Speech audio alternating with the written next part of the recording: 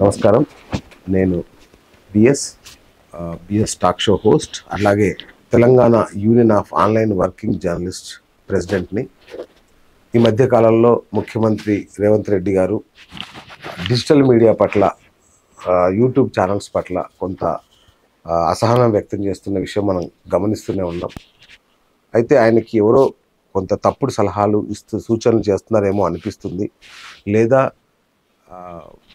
Media academy కూడా సరైన ఆయనకు శ్రీనివాస్ రెడ్డి గారికి సరైన సలహాలు సూచనలు ఎవరు ఇవ్వట్లేదేమో అనిపిస్తుంది.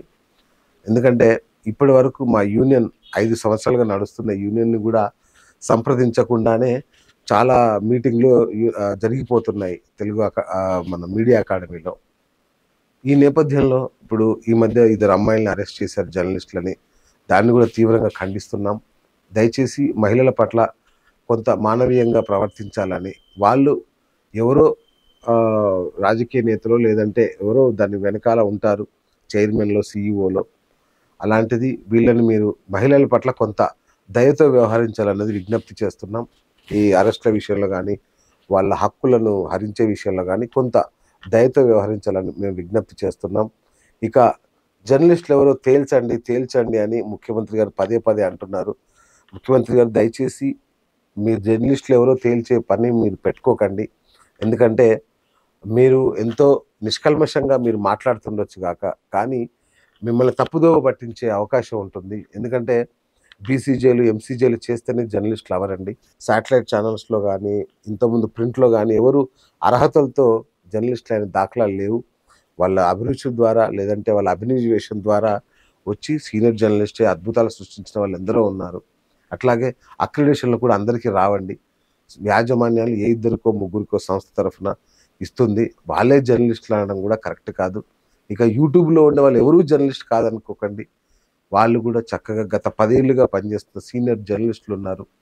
అట్లాగే మాలాంటి వాళ్ళం ఎలక్ట్రానిక్ మీడియా, ప్రింట్ మీడియా నుంచి వచ్చి ఇప్పుడు డిజిటల్ మీడియాలో ఉన్న వాళ్ళం ఉన్నాం. అక్రిడేషన్లు వద్దనుకొని, అంటే ఇంకా మిగతా వాళ్ళకి రిపోర్ట్లకు ఉపయోగపడతాయిలే అని అక్రిడేషన్ తీసుకోకుండా ఉన్నాం కూడా మేము ఉన్నాము. కాబట్టి మీరు అలాంటి క్రైటీరియాలు పెట్టుకోకండి. మమ్మల్ని పిలవండి సమావేశాలకి. మేము కొన్ని సలహాలు సూచనలు ఇస్తాము. అంటే ఏదన్నా న్యూస్ యూట్యూబ్ ఛానల్ కనుక ఎవరైనా పెట్టాలి అనుకుంటే వాళ్ళకి కొంత క్రైటీరియా మేము ఇప్పటికే మా మిత్రులందరికీ చెప్పాము. అంటే స్థానిక అథారిటీ దగ్గర నమోదు చేసుకోవడం ఒకటి, రెండవది కంపెనీ ఒకటి. ఏదన్నా ఒక కంపెనీ పేరు మీద మాత్రమే ఆ ఛానల్ నడిపేలాగా, ఆ కంపెనీకి ప్రొపరేటర్ కావచ్చు లేదంటే డైరెక్టర్ కావచ్చు అయి ఉండాలి. అట్లాగే న్యూస్ నడిపే యూట్యూబ్ ఛానల్ యాజమాన్యం సిఇఓగా కానీ, చీఫ్ ఎడిటర్గా కానీ కనీసం ప్రింట్ ఎలక్ట్రానిక్ మీడియాలో 3 ఏళ్ళు కనీసం పనిచేసిన అనుభవం కానీ, లేదా జర్నలిజంలో చదువుకొని కానీ ఉండాలి అనే ఒక నిబంధన తీసుకురావడం. ఇట్లాంటి కొన్ని నిబంధనలు తీసుకురావడం ద్వారా మనం మీరు అనుకున్న మార్పును సాధించవచ్చు. దానికి ఎవరో వీళ్ళు జర్నలిస్టులను తేల్చాల్సిన అవసరం లేదు సీఎం గారు. అట్లాగే డిజిటల్ మీడియా ప్రెస్ కాన్ఫరెన్స్లను ఆహ్వానించండి కేటగిరీ వైజ్గా.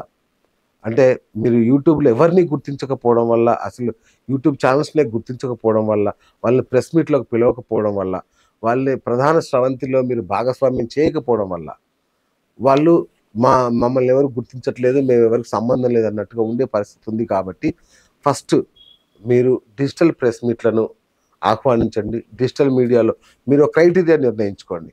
అది 1 మిలియన్ ప్లస్ సబ్స్క్రైబర్సా, 500 ప్లస్ సబ్స్క్రైబర్సా, ఇట్లా ఒకటి నిర్ణయించి అలాంటి వాళ్ళకి మాత్రమే ప్రెస్ మీట్లకి అర్హత ఉండేలాగానో మరి మీకు నచ్చిన ఒక ఫ్రేమ్వర్క్ చేయండి. అలా డిజిటల్ ప్రెస్ మీట్లను పిలిస్తే వాళ్ళు వస్తారు, మీతో ఇంటరాక్ట్ అవుతారు. అప్పుడు మంచి చెడు వాళ్ళ ముఖాముఖి తెలుస్తుంది. కాబట్టి ఇట్లాంటి తప్పులు జరగకుండా ఉండే అవకాశం ఉంది. ఇక ముఖ్యంగా సీఎం గారు రాజకీయ ప్రేరేపితమైన యూట్యూబ్ ఛానల్స్ ద్వారా జరిగే ప్రచారం వేరు. 2 అమ్మాయిల నేపథ్యం అవన్నీ కూడా మీకు తెలుసు కూడా, మీరు ఇట్లా చెప్తున్నారు.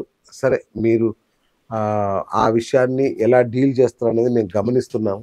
అయితే మీరు రాజకీయ ప్రేరేపితమైన ఛానల్స్ విషయంలో కానీ, మిగతా ఛానల్స్ విషయంలో కానీ మీరు ఏ వైఖరి తీసుకున్నా ఒకటైతే వాస్తవం, పరిధి దాటిన వాళ్ళు ఎక్కడున్నా ఎవరైనా వాళ్ళకి రాజకీయ ప్రేరితం అయినా కాకపోయినా శిక్షించే అధికారం మీకుంటుంది. అట్లాగే పరిధి దాటకుండా ప్రవర్తించాల్సిన నైతిక బాధ్యత అది మాకు ఉంటుంది జర్నలిస్టులుగా.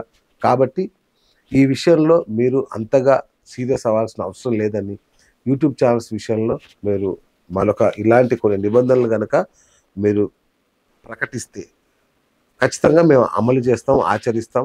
అప్పుడు ఇట్లా వ్యక్తిగత దూషణలకి, బూతులకి అవకాశం లేక ఉంటుందని అనుకుంటున్నాం సీఎం గారు. సో దయచేసి ఆ మహిళా జర్నలిస్టులను విడుదల చేయాల్సిందిగా కోరుతున్నాం. అట్లాగే యూట్యూబ్ ఛానల్స్ స్వీయ నియంత్రణ పాటించేలాగా శిక్షణ కార్యక్రమాలు అందరినీ భాగస్వామ్యం చేయండి. మేము 5 ఏళ్లుగా యూనియన్ నడుపుతున్నా, ఇంతవరకు శిక్షణ కార్యక్రమాలు జరుగుతున్నాయి మీడియా అకాడమీలో. కానీ మాకు ఎలాంటి పిలుపు లేదు. అంటే దాదాపు 100కు పైగా YouTube channels, main stream YouTube channels ఉన్న యూనియన్ని పిలవకుండా కొందరు వాళ్ళ స్వార్థం కోసం, వాళ్ళ నాయకత్వం వాటి కోసం శ్రీనివాస్ రెడ్డి గారికి తెలియకుండా చేస్తున్నారేమో అనేది మాకు ఒక డౌట్. మేము చెప్పినా కూడా మమ్మల్ని ఆహ్వానించట్లేదంటే దీని వెనుక ఏదో జరుగుతుందని మేము అనుకుంటున్నాం.